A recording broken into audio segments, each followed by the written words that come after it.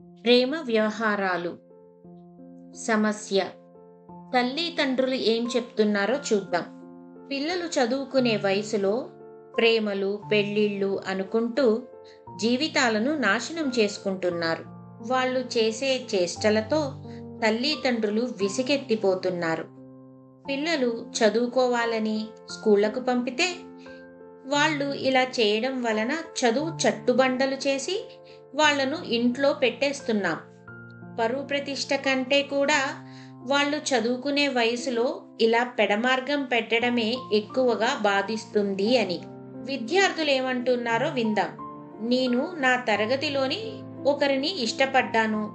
ఎప్పుడూ తన గురించిన ఆలోచనతో సమయం గడిచిపోతుంది. తనను మెప్పించాలని, తన కళ్ళల్లో పడాలని, తను నా గురించి ఏమి అనుకుంటున్నదా అని ఎప్పుడు మనసు పరిపరి విధాలుగా వెళ్తుంటుంది. చదువు మీద శ్రద్ధ ఉండటం లేదు. సమస్యకు వివరణ చూద్దాం. పిల్లలు పైన పేర్కొన్న సమస్యలు ఒకటి తల్లిదండ్రుల వైపు నుండి, మరొకటి విద్యార్థులైన మీ వైపు నుండి. మీ తల్లిదండ్రులు అయినా మీరైనా చదివే సమయంలో పడుతున్న ఇబ్బంది గురించే కదా అడిగారు. ఇద్దరూ కూడా చదువుకుంటున్న సమయంలో ప్రేమ అన్న విషయం ఎలా జీవితానికి కంటకంగా మారుతుందో తెలుపుతున్నారు కదా. కందుకూరి వీరేశలింగం గారు మరియు రాజా రామ్మోహన్ రాయ్ లాంటి దేశ నాయకుల కథలను మనము పాఠాలుగా చదువుకున్నాము కదా. ఎందుకంటారు? ఎందుకంటే వారి జీవితమంతా కూడా సాంఘిక దురాచారాలైన బాల్య వివాహములు, సతీ సహగమనం, వరకట్నం, కన్యాశుల్కము మొదలగు వాటి మీద పోరాడారు కాబట్టి వాళ్ళు బాల్య వివాహాలు అడ్డుకున్నారు కదా. మీకు వాళ్ళ మీద కోపం రాలేదా? రాలేదు కదా. కారణం అతి చిన్న వయసులో పెళ్లిళ్ళు చేస్తే తెలిసి తెలియని వయసులో జీవితాన్ని సాగించటం ఒక సవాల్గా మారుతుంది. పెళ్లి పేరు మీద చిన్న పిల్లలకు చదవాల్సిన వయసులో జీవిత సంఘర్షణకు గురి చేయడం భావ్యం కాదని వాళ్ళు వాదించారు.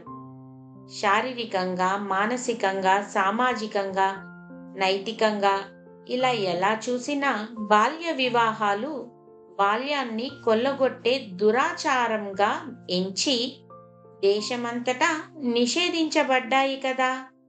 ఇదే కదా మనము చదువుకుంటున్నది. మరి పట్టుమని 16, 18 ఏళ్లు కూడా నిండకుండానే ప్రేమ పేరుతో మనము చదువుకు దూరం అవుతున్నామే. ఎంత విచారకరమో ఆలోచించారా? ఏదో తల్లిదండ్రులు బాల్య వివాహాలు చేసి తప్పు చేస్తే ఈరోజు విచారణ చేసి వాళ్లకు బుద్ధి చెప్పవచ్చు, దండించవచ్చు, నియంత్రించేందుకు ప్రయత్నం చేయవచ్చు. పిల్లలే ఇంత అమాయకంగా, ఇష్టంగా, నిర్లక్ష్యంగా, అజ్ఞానంలో ప్రేమ, పెళ్లి అంటూ జీవితాన్ని నాశనం చేసుకుంటుంటే మనలను మార్చడానికి వీరేశలింగం లాంటి వాళ్ళు ఊరికి ఒకరు ఉండాలి. అర్థమవుతుందా పిల్లలు? మీరు ఏం చేస్తున్నారో? అసలు 13 ఏళ్ల నుండి 19 ఏళ్ల దాకా ఉన్న వయసుని టీనేజ్ అంటారు. ఎందుకంటే 13 నుండి 19 దాకా ఇంగ్లీష్ పదాలకు చివర టీన్ చేరుతుంది కాబట్టి. టీనేజ్ లో చిగురించే ఏ ప్రేమ ఫలించిన దాఖలాలు లేవు. కారణం అది ప్రేమ కాదు, పరస్పర ఆకర్షణ మాత్రమే. కానీ ఈ మధ్య చూస్తున్న విషయాలు కొంత ఆశ్చర్యం కలిగిస్తున్నాయి. ఒక అమ్మాయి చెప్తుంది, ఫలానా అబ్బాయిని నేను చిన్నప్పటి నుండి ఇష్టపడ్డాను, అందుకే ఎవరు కాదన్నా వాడినే పెళ్లి చేసుకుంటాను అని. కానీ ఇక్కడ ఆ అమ్మాయికి సరి అయిన మార్గదర్శనం దొరకలేదు అన్నది నిజం. చెప్పేవాళ్ళు లేకపోవడంతో చాలా ఘోరాలు అవలోకగా జరిగిపోతున్నాయి. నిజానికి ప్రేమకి, పెళ్లికి సరి అయిన వయస్సు 21 సంవత్సరాల నుండి 25 సంవత్సరాలుగా తీసుకోండి. కారణం ఏమిటంటే అప్పటికే మీకు పరిపూర్ణమైన జ్ఞానం వచ్చి ఉంటుంది. ఏదో ఒక రంగంలో స్థిరపడి ఉంటారు. నిర్ణయం తీసుకోగలే శక్తి మీకు ఉంటుంది. నిజానికి బాల్యంలో ప్రేమ అనుకొని ఇంకొకరిని ఇష్టపడుతున్నారు అంటే ఇంట్లో తల్లిదండ్రుల నుండి ప్రేమను పొందలేకపోవటం కూడా ఒక కారణం కావచ్చు. బయట వ్యక్తులు ఎవరైనా కాస్త ఎక్కువ చనువుగా, ప్రేమగా, స్నేహంగా మసులుకుంటే ఇక అదే నిజమైన ప్రేమ అనుకొని కరిగిపోయి ఎవరికి వారు ఇక వాళ్లే జీవితం అనుకుంటున్నారు.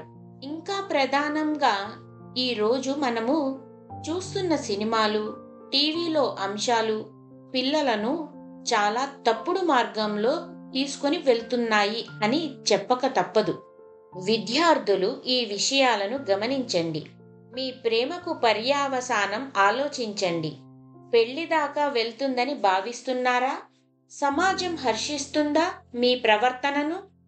అందరినీ ఎదిరించి మీరు జీవించగలరా? జీవించడానికి కావలసిన వనరులు ఉన్నాయా? మీ వయసు, చదువు, వైవాహిక జీవితానికి ఉపయోగపడతాయా?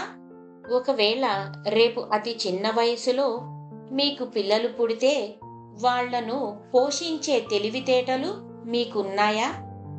తిండికి, బట్టకు, గూడుకు కూడా కష్టం వస్తే మీరు కట్టుకున్న వాళ్ళు మీతోనే ఉంటారని గ్యారంటీ ఉందా? ఇలాంటి భవిష్యత్తు మీకు కనిపిస్తే ప్రేమకు కాస్త విశ్రాంతి ఇచ్చి మొదట చదువు మీద దృష్టి నిలిపి జీవితంలో స్థిరపడటానికి ప్రయత్నిస్తారు కదా. తల్లిదండ్రులు ఈ క్రింది విషయాలను గమనించండి. కన్నపిల్లల కోసమై మీరు ఎంత సమయం వెచ్చిస్తున్నారు? వాళ్లతో ఆత్మీయంగా, వాత్సల్యంగా మాట్లాడుతున్నారా? వయసుతో పాటు వారి శరీరాల్లో, మనసుల్లో, ఆలోచనల్లో వచ్చే మార్పులను గుర్తిస్తూ వారితో చర్చించి గైడ్ చేస్తున్నారా? పిల్లలు స్కూల్లో ఎలాంటి ప్రవర్తనతో ఉన్నారు అన్నది తెలుసుకుంటున్నారా? అసలు ఎదిగే పిల్లల ముందు తల్లిదండ్రులుగా మీ ప్రవర్తన ఆమోదయోగ్యంగా ఉందా?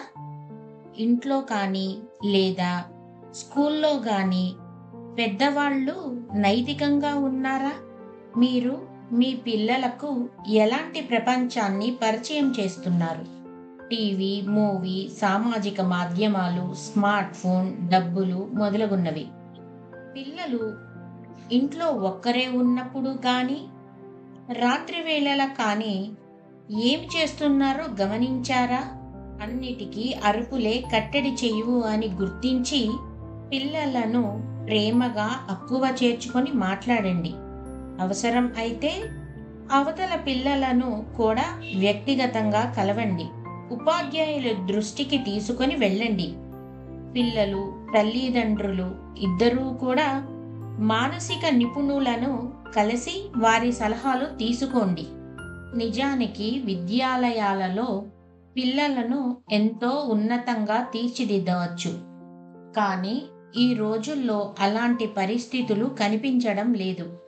నైతిక విలువలు, సామాజిక బాధ్యత, కుటుంబం విలువలు పూర్తిగా లోపించడమే ఈ తరం పిల్లలు పెడమార్గం పట్టడానికి కారణంగా మారాయి. కేవలం బుక్కులో ఉన్న పాఠాలు పూర్తి చేసి మా బాధ్యత అయిపోయింది అనేవాళ్ళున్నారు. నిజానికి జీవిత పాఠాలు నేర్పేవాళ్ళు అరుదుగా కనిపిస్తున్నారు. గుణపాఠాలు నేర్పేవాళ్ళు అసలు కనిపించడం లేదు అనుకోవాలి. వీలైతే పిల్లలను మంచి స్వచ్ఛంద సంస్థలో చేర్చండి. ఈరోజు ఏ సంస్థలోనైనా పిల్లల కోసమై ప్రత్యేక కార్యక్రమాలు ఉంటున్నాయి. పిల్లల్లో కరువైన విలువలు ఎన్నో ఇక్కడ బోధించబడతాయి. ఉదాహరణకి శ్రీ రామకృష్ణ మిషన్, శ్రీ సత్యసాయి సేవా సంస్థలు, Isha Yoga, Shri Ramachandra mission, art of living, Vipassana ధ్యాన కేంద్రాలు, ఇలా ఎన్నో సంస్థలు పిల్లలను మంచి దారిలో పెట్టే కార్యక్రమాలకు శ్రీకారం చుట్టాయి. సూచనలు: మీకున్నది ప్రేమనా లేక వ్యామోహమా అన్నది తెలుసుకోండి. మీ వయసుకు ప్రేమ అవసరమా లేక చదువా ఆలోచించండి. ఒకరి మీద ప్రేమ కంటే కన్నవాళ్ల మీద, దేశం మీద, దేవుడి మీద ప్రేమను పెంచుకోండి. మంచి పుస్తకాలు చదవడం మర్చిపోకండి. ప్రధానంగా బాల్య వివాహాలు మొదలగు సాంఘిక దురాచారాలు మన మీద ఎంతటి దుష్ప్రభావం చూపాయి అన్నది తెలుసుకోండి. ఒకవేళ మీరనుకున్నట్లు ప్రేమ నిజమే అయితే ఒక కాగితం తీసుకొని ఇక ఇప్పుడు ఏమేమి చేయబోతున్నారు అన్నది వ్రాయండి. ప్రతి అంశమును కూలంకుషంగా ఆలోచించి పరిశోధించి వివరంగా వ్రాయండి. మీరు తప్పక మధ్యలోనే ఆగిపోతారు. ఈ వయసులో మీ వయసులో ఉన్న ఒకరిని ప్రేమిస్తే అది పెళ్లిదాకా వెళ్ళడం అన్నది 10% నిజం అనుకుంటే, ఈ వయసులో మనసు పెట్టి చదివితే అది మిమ్మల్ని విజయ పదంలోకి పెట్టగలదన్నది 100% నిజం. ప్రేరణ మంత్రం: when you are young, develop love for nation which will make you as wonderful human beings. స్ఫూర్తి: ఇది అనంతపురంలో చదువుకుంటున్న మా పాప హైదరాబాద్లో పీజీ పరీక్షల కోసమై ప్రత్యేక తర్ఫీదుకై చేరిన బోధనా కేంద్రంలో తారాసపడిన ఒక అద్భుతమైన బోధకుడి కథ. వైద్య కళాశాలలో చదివే సమయంలో ఆయన జీవితంలో జరిగిన ప్రేమ కథ. ఇద్దరూ కూడా MBBSలో ఉన్నప్పుడే ప్రేమలో పడ్డారు. కలిసి చదువుకున్నారు, కలిసి తిరిగారు. ముఖ్యంగా అబ్బాయికి ఆ అమ్మాయి అంటే పంచ ప్రాణాలు. అంత పిచ్చిగా ప్రేమించి ఎన్నెన్నో కలలు కన్నాడు. 4 ఏళ్ల MBBS అయ్యే వరకు అంతా బాగానే ఉంది. తరువాత ఒక అనుకోని మలుపు. మామూలుగా MBBS పూర్తి అవగానే ప్రతి వైద్య పట్టభద్రుడు కూడా ఏదో ఒక అంశంలో నైపుణ్యాన్ని సాధించాలి. అప్పుడే వాళ్ళకి తగిన అవకాశాలు ఉంటాయి. ఇద్దరూ ఎంతో కష్టపడి పీజీలో సీట్ తెచ్చుకోవడానికి ప్రవేశ పరీక్షలు రాశారు. అమ్మాయికి చాలా మంచి ర్యాంక్ వచ్చింది. మెడిసిన్లో సీట్ సాధించింది. కానీ అబ్బాయికి మాత్రం పెద్ద ర్యాంక్ రాకపోవడం కారణంగా అతనికి నాన్ క్లినికల్ సీట్ వచ్చింది. అమ్మాయికి ఇది నచ్చలేదు. అబ్బాయి చాలా నచ్చచెప్పాడు. తనకు వచ్చిన అవకాశంతో కూడా వృద్ధి చెందవచ్చు అని భరోసా ఇచ్చిన అమ్మాయి మాత్రం అతను సరితూగడని, ఇంకా పెద్ద వృత్తిలో వృద్ధి చెందిన వాళ్ళని పెళ్లి చేసుకొని ఇతనిని వదిలేసింది.